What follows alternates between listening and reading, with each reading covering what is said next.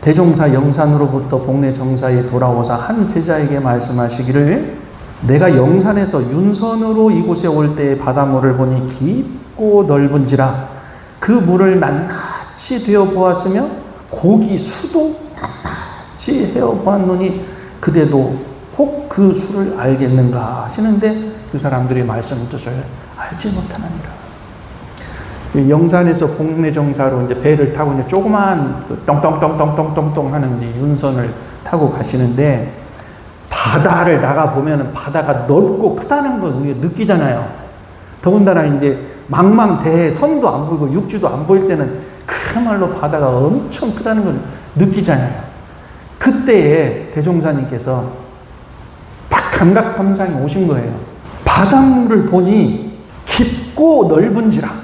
깊고 넓어. 이렇게 클 수가 없어요. 이렇게 클 수가 없어. 그런데 그 큰 것, 뭐라고 말할 수 없는 그 큰 것에 물을 이렇게 대어봤다는 거야. 한 대, 두 대, 이게 한 말, 두 말, 한 웅덩이. 그 바닷물을 몇 그릇을 대어봤다는.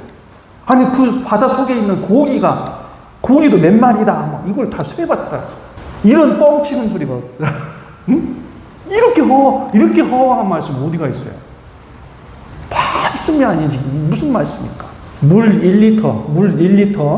1리터면은 몇 사람이 차 한 잔을, 몇 사람 정도 차 한 잔씩 마실 수 있어요? 물 1리터를 20개로 나눌 수 있잖아요. 20명분으로 나눴죠. 그럼 바닷물도 그렇게 나눴다는 말씀에 이렇게 됐다라고 재어봤다고 하는 것은, 그러면 고기도 엄청나게 많은데, 고기가 왔다 갔다 하는데 요놈을 셌던가? 안 셌던가? 그 정도로 많은 수가 있는데 어떻게 그걸 셀 수가 있지? 그 바다를 어떻게 물을 되냐고. 어떻게 세냐고. 뭘로 되어보고 세어볼 수 있을까요? 무엇으로 그랬을까? 말은 안 돼. 아닌데 절대 말은 안 되는 거예요. 뭐 양푼으로 퍼봤다. 고기수를 한 마리, 두 마리 이렇게 가둬서 여기 10마리, 100마리. 이거 말도 안 돼.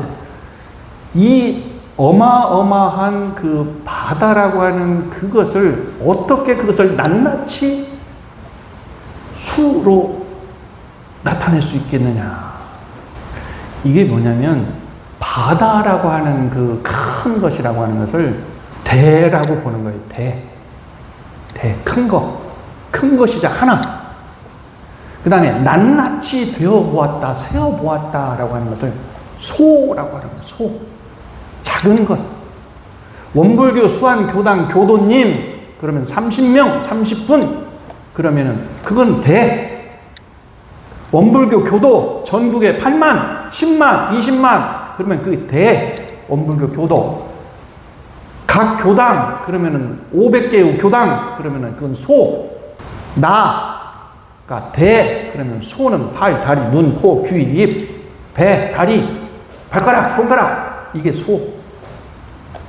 그러니까 대종사님께서 그 큰 바다를 데워보고 또 물고기 수를 세어봤다라고 하는 것은 대와 소의 개념으로 보신 거예요.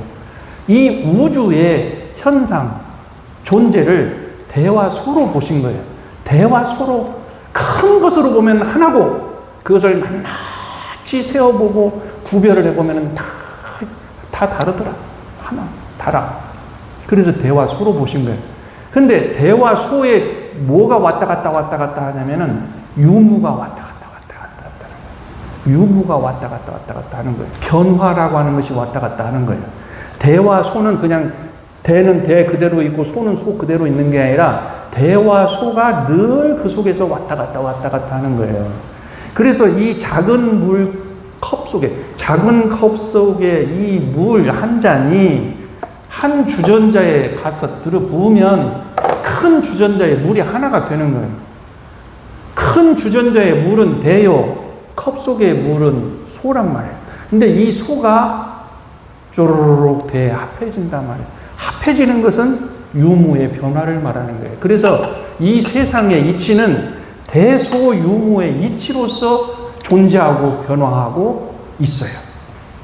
그래서 소태산 대종사님께서는 바다를 되어보고 물고기를 세어봤다고 하는 것은 이 세상의 모든 그 섭리, 이치, 근본적인 것을 대소유무의 그 입각지로 바라보신 거예요.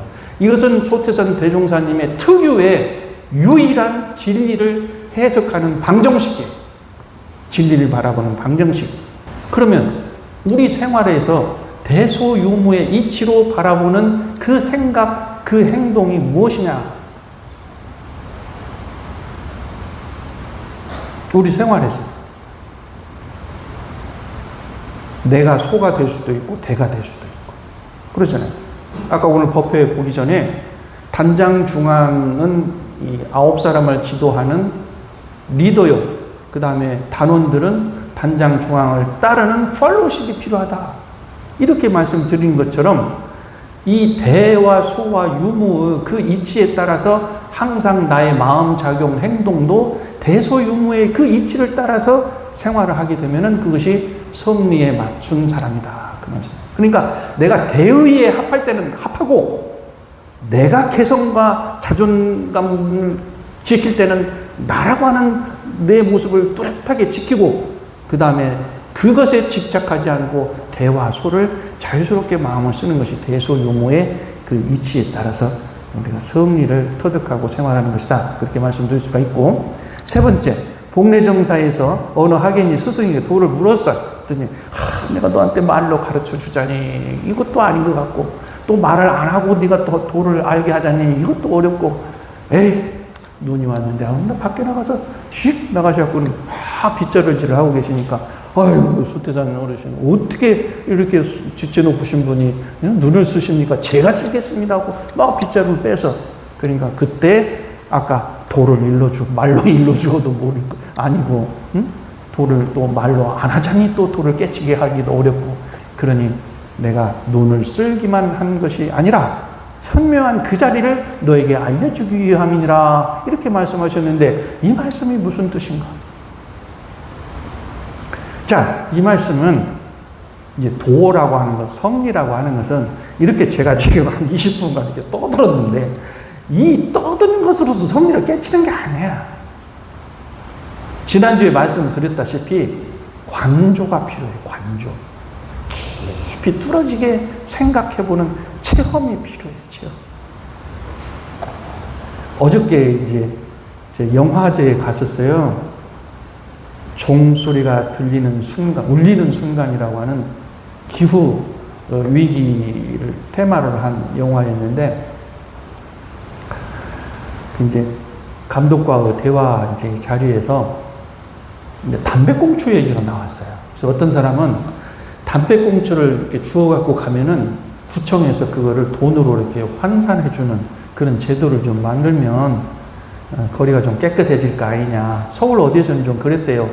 근데 예산이 다 바닥나버렸대.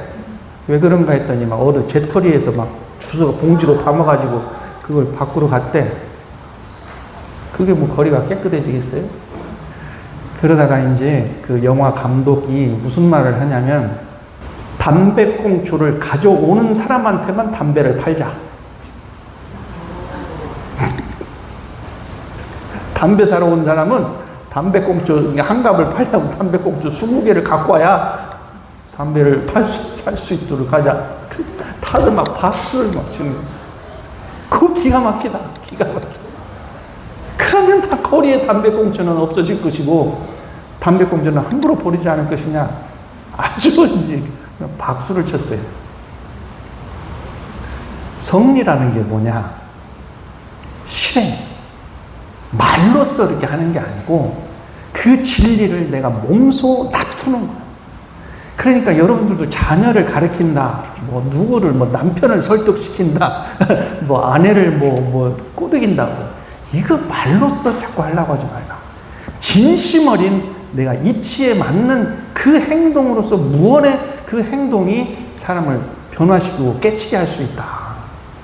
그러니까 그 대종사님께서 내가 현명한 진리를 가르쳐주기 위해서 그래노라 라고 하시는 이 말씀의 뜻은 아마 성리는 그렇게 말로 하고 뭐 머리로 해가지고 뭐 깨치고 알았다라고 했다, 견성했다 그렇게 말할 수 없는 것 세계가 성리의 세계예요. 그래서 이제 정말 진의 진짜 그 뜻을 알려고 하면은 묵묵히 사람도 좀 관찰도 해보고 이 세상을 관찰해 보면서 이제 그렇게 사는 것이 이제 성리를 체득한 사람의 실생활 모습이다 이렇게 할 수 있어요.